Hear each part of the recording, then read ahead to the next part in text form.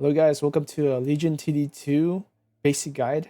This basically will demonstrate how you position your units to get the most value and basically just get a little bit better at the game because when you're new, you're gonna be really lost. And this is just a guide just to get started for the most part. So first off, let's talk about auras. Auras are really important.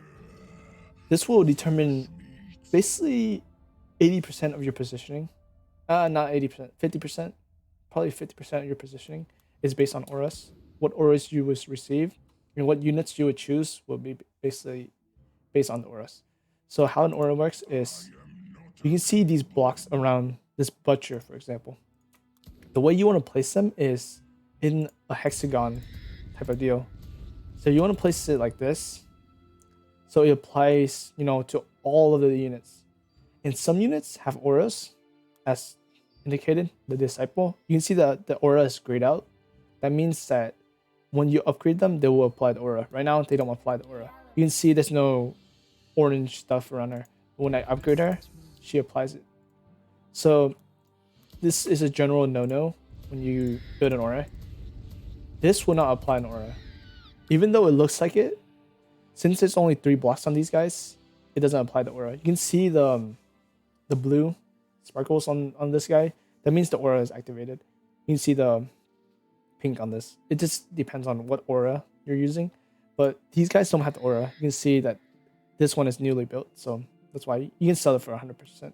But these guys apply the aura, which gives them increased mana regeneration. There's different types of auras that you can apply, and some of these religion spells also apply an aura, and that's really good for for the most part.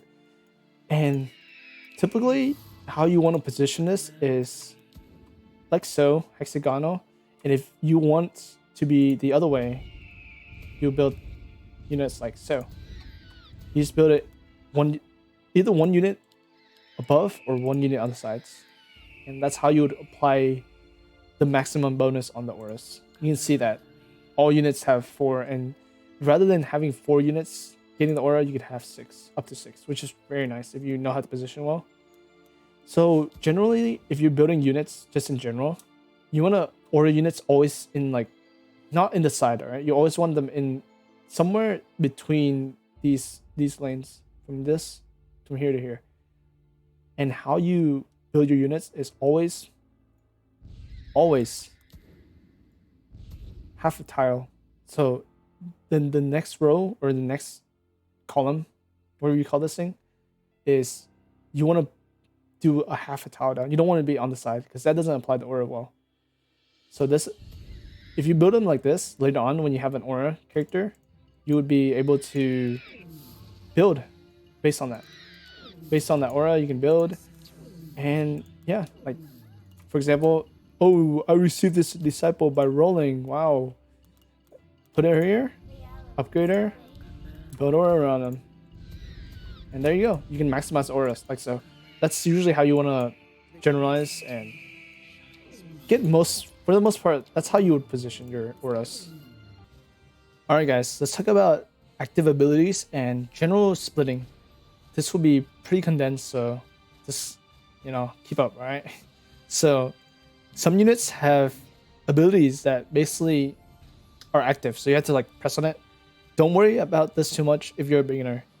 Just ignore it. You need just focus on other things and focus on learning the game. But in general, active abilities basically provide a way so you can basically, if you can predict your opponents, you'll be rewarded or just in general, just to get more value. So basically right now, the recommended value is 175. This is not including the snails. Usually in the game, it actually includes the snails and in the value. So you don't have to worry about, calculating all that stuff. But when you use active abilities, you increase your recommended value, even though you shouldn't be. Some units are free to use the active ability like this one, and some units you have to spend money on it. So, for example, this Pee-wee, when you upgrade him or give him a booster, he will be range instead of melee. You can see he's melee right now, but now he's range because he has that range. Also, a general thumb is when you're placing range units, you want to place it in a way that this is a little bit risky if you really want to stretch the tanking, generally I want to do one whole block just because I don't want that guy to tank as much, especially for range units like range waves, like the flying chickens. This guy will be tanking a decent amount, so you don't want to be too risky with the tanking. But you know, if you become like pretty good at the game, you get a general idea of how much you can tank. So I'm gonna be sending 4 snails, and I'll be explaining how to basically split. So what splitting works is, you can see the units are sent to like 2 waves, 2 divided waves, and splitting makes it so, you know, the units are divided. Also, you can see the bazooka tanked a little bit, just a little bit. If you want to be more risky, you want to put it a little bit more up. But in general, you can see that the Mudman is starting to struggle because there's so much units overwhelming him. So you want to create a stronger split over here, just so you can stall time, so the Mudman doesn't tank as much. But you can see that it stalled a little bit of time. The Pee-wee stalled a little bit of time, so he can provide a split, so this guy can hold for the most parts. And this is really good. Splitting is really good. It keeps your units alive, or your main tank alive, so you don't leak. Leaking is really bad, especially early on. If you leak more than 40%, it's pretty bad. And let me give you an example of what happens when you don't do a split. It's a little bit worse. It's a little bit worse because your Mudman will be tanking for the most part, and it kind of hurts. I mean, he's a little bit weaker now, but it does really kind of hurt if you're not splitting as much. See, the Mudman's taking way more damage than usual. I mean, it is magic wave, which is really bad for him, but if you don't do a split, this is what happens. Your unit just dies one by one because all of these units are tanking one guy, and all this damage just builds up. Even though I'm under 30, which isn't that bad, I'm leaking a lot because of it. That's basically basically the most compact information in this video, just about positioning in general. All right, next up is Harpies and Boars. So these units are usually, you want to put them in the back, just because they apply a bonus that basically allows for them to get more value the farther they are back. And how it works is, usually you want your main units like to be in the front, or whatever units you have in the front, and then you just want your boar in the back, and then your Harpies in the back also, because they have special abilities that allow them to basically get more value the farther they travel. This Harpy gets more mana the farther she travels, and the mana gives her attack speed. This boar, the farther he goes, the more damage he does. The reason why I like diagonal rather than straight, it's just the triangles,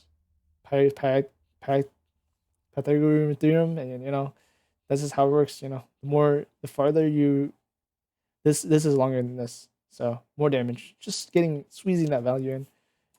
It's not really that important, but I'll show you what it looks like. So you can see the Harpies, when they move, they generate that mana. See that mana being generated? And some have more than others because, the way they're built. And also you can see that the boar charge right there. He got a lot of value. And generally, for these type of units, you just want to position like this just to get the most value. And you can hold waves that really, really well. And it's just like solid in general. One other unit that is very special is the snake. How he works is he burrows in the ground for like the beginning of the wave, and he pops back up. Generally, you don't need to focus on about this stuff because you're new to the game, but just keep in mind that the way he works is whenever the person sends in like ranged units, you can get value out of these snakes, because these snakes will pop up and just damage those guys and just kill them before this guy gets to take a bunch of damage. And generally it's just solid, overall, and it gives you more value than you would expect, because the enemy would be surprised also because they're sending in like strong range units expecting for a leak, but they don't leak, or we don't leak, because this guy is just eliminating targets.